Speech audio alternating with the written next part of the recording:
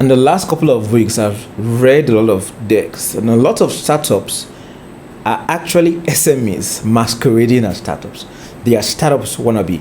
There is nothing wrong with being an SME or MSME or a business. A lot of the businesses that run our country are SMEs.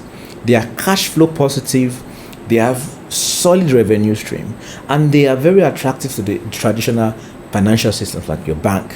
But a lot of startups that are masquerading as SMEs, I've seen the numbers on the media.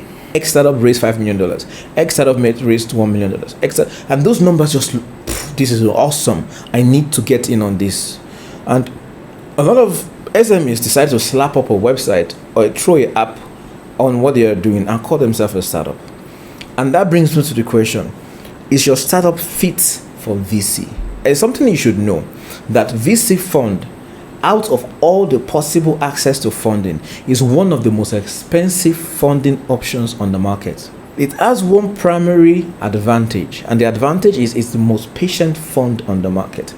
A VC fund can give you money and they will be patient for up to 5 to 10 years. But they're not expecting a fixed return that like a traditional funding option. For example, you can go to a bank and raise 10 million naira, but the bank will give you the money at 28% annual interest rate.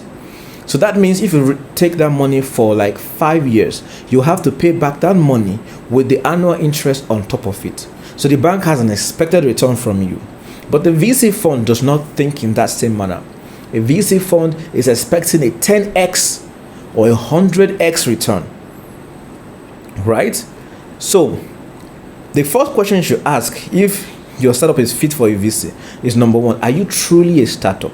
A startup is a technology-enabled or an internet company. And the reason why startups are specifically have to be a technology-enabled product or technology-enabled company is because you need to grow minimum 10x, and the only way to grow minimum 10x is to grow without having to add on new infrastructure. For example, your MSME needs a new office space for every single expansion. If your shop, for example, can take up 100 people a day, if you want to expand to 200 people a day, you need 2 shops. So that is, for every possible expansion, there's infrastructure involved. But for an average startup, you can go to Ghana today and your app will be used in Ghana. You can go to South Africa tomorrow and your app will be used in South Africa.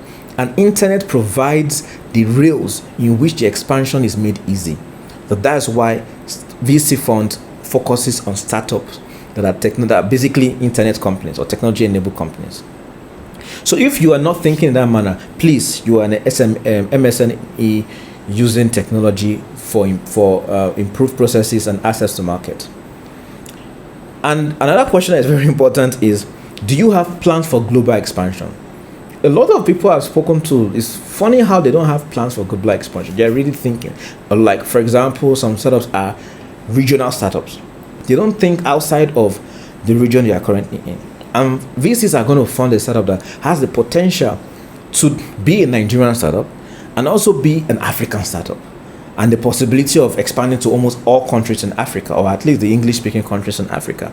So if you don't have that in view, then you're not a startup, you are an SME, and you are not positioned for VC fund. Another important thing is, how do you plan to return the VC money? These startups just want the money. They've never thought about, how am I going to return this money, right? No. It's important that a traditional bank will collect their money from you with interest, but VCs have a stake in your company, so they will need to either sell their position to another person, or they can get their money out by M&As, that is mergers and acquisitions, or by IPO. But we've not seen any successful IPO of many African startups. We only have a very handful of them that are still trying to IPO. So that means the only option is selling their stakes or M&As. So the question to you as the founder is, are you willing to sell your startup? In 10 years to come, do you want a larger organization to buy all your sweat, like someone said? So if you don't have that in mind, don't raise VC fund. You are not fit to be a VC focused startup.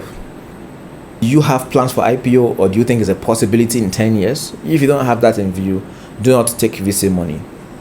So that is it. If you are not thinking in this direction, Just be an SME and using technology for easy access to markets and easy processes and all of that. But if you are ready for all of this, then you can then position yourself a VC fund. Yeah, and that is it.